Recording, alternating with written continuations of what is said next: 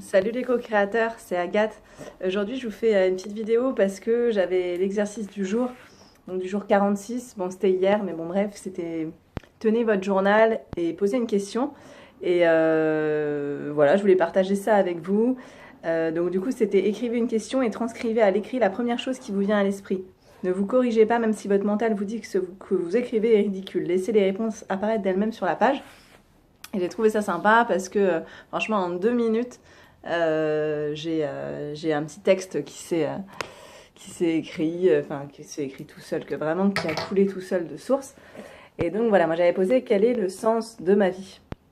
Et tout de suite, en fait, en face de chez moi, il y a une espèce d'antenne satellite, et du coup, ça ressemble à un mât de bateau. Moi, j'étais là en 2 minutes, je regarde et je dis bon bah un bateau. Et je me dis ok super, enfin ça va mener à quoi de voir un bateau et d'écrire bateau. Et du coup, j'ai marqué donc je vois en face de moi comme le mât d'un voilier et je me dis que c'est à moi de gouverner ma vie. J'ai le bateau et les instruments, j'ai n'importe quelle direction où aller, il faut que j'en choisisse une et que j'affronte les vents pour atteindre la terre et découvrir des merveilles. Oui, il se peut que j'emprunte un chemin très difficile, ou même que je me noie si je m'obstine à aller dans ce chemin. Si le chemin est trop difficile et qu'il me met réellement en danger, il sera toujours possible de contourner ou de faire demi-tour. Si ce n'est pas le cas, il faudra accepter mon destin d'avoir pris ce mauvais chemin. Il doit être possible d'éviter cela en observant les signes de son environnement, écouter son intuition pour se laisser guider vers un chemin salvateur.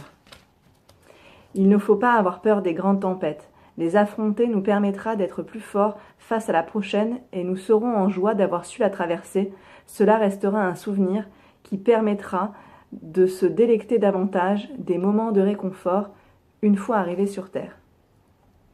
Si par contre tu restes sur ton bateau, amarré au port, en passant ton temps à douter du meilleur chemin à prendre, à analyser toutes les catastrophes et tous les monstres qu'il y aura sur ton chemin, tu n'iras pas bien loin, ta vie sera terne, petite, tu ne pourras rien partager avec les autres et tu ne connaîtras pas les merveilles de ce monde. Alors vas-y, ne passe pas ton temps à savoir quel sera le meilleur chemin pour toi, lève les voiles, utilise ton intuition pour te donner une idée du chemin et vogue au gré du vent, affronte les tempêtes, ajuste ton itinéraire grâce à ton flair et tes connaissances et profite du voyage, tu ne peux pas te tromper, n'importe quel chemin te menant toujours quelque part.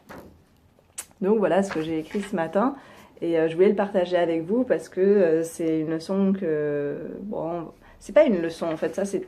Comme je t'avais dit à un moment dans le défi, c'est toujours des choses qu'on sait en fait, tout ça, que toutes ces belles phrases, ces phrases toutes faites, les citations, elles nous évoquent toujours plein de choses et on passe en fait dessus comme ça. Jamais on prend le temps d'écrire ça, de travailler dessus, de se rappeler toujours notre faiblesse. Moi, si j'ai écrit ça, c'est parce que ça, c'est clairement ma faiblesse. C'est-à-dire que je passe mon temps à douter et à toujours me dire peut-être qu'il y aura quelque chose de mieux ailleurs.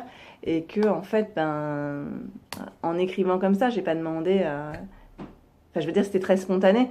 Donc, du coup, c'est bien ciblé, c'est bien sur mon problème qu'il faut que j'accepte le chemin que j'ai, que je vois déjà le bien qu'il y a sur ce chemin-là, que j'affronte tous les jours les tempêtes qui sont liées au chemin que j'ai choisi, que je continue à traverser et qu'il y aura toujours moyen de bifurquer, on se trompe pas en fait. Et je rejoins encore tous ceux du coup, qui suivent mes vidéos, parce que là c'est les gens du défi avec lesquels je veux partager ça, mais ceux qui suivent mes vidéos par rapport au talk du couple, c'est aussi le message que je voulais vous faire passer dans les vidéos que j'avais fait précédemment, c'est que peu importe la personne avec qui on est toujours avec la bonne personne, et justement d'avoir des doutes tout le temps, on peut aussi se dire, actuellement j'ai stock, je suis toujours en doute, mais c'est mon chemin pour pouvoir découvrir qui je suis, et de toute façon, même si c'est pas la bonne personne, il y aura toujours un moyen de bifurquer et de retrouver un autre chemin. Donc en fait, il n'y a pas à avoir peur, il y a juste à rester dans son chemin. On l'a choisi, ou si vous l'avez toujours pas choisi, essayer de ressentir avec votre intuition qu'est-ce qui est le mieux pour vous, mais de pas y passer trop de temps. Et quand il y a une bonne sensation, allez dedans et et passer les épreuves, parce que moi j'ai du mal à passer, une fois qu'il y a une épreuve sur le chemin, je me dis, ah bah non, s'il y a cette épreuve-là, c'est que c'était pas le bon chemin.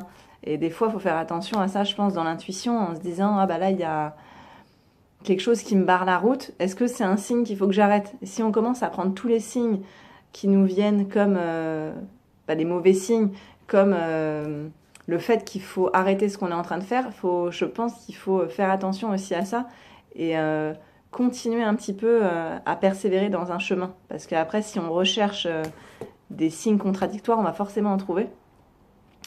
Et ça peut venir aussi d'un problème personnel. Moi, je sais que peu importe le chemin que je vais prendre, comme je suis quelqu'un qui suis toujours dans le doute, que ce soit professionnel, amoureux, mission de vie et tout ça, je vais vite tendance à avoir des signes aussi qui vont me décourager sur les chemins que j'emprunte. Donc faire attention aux signes, ils ne sont pas toujours faits pour nous éclairer. Ça peut aussi être le mental en fait qui suggère ces signes-là et qui brouille les pistes. Donc continuez quand même sur votre chemin, c'est ça que je voulais vous faire passer comme message. Et puis n'avez pas peur de vous lancer en fait sur le chemin de la vie.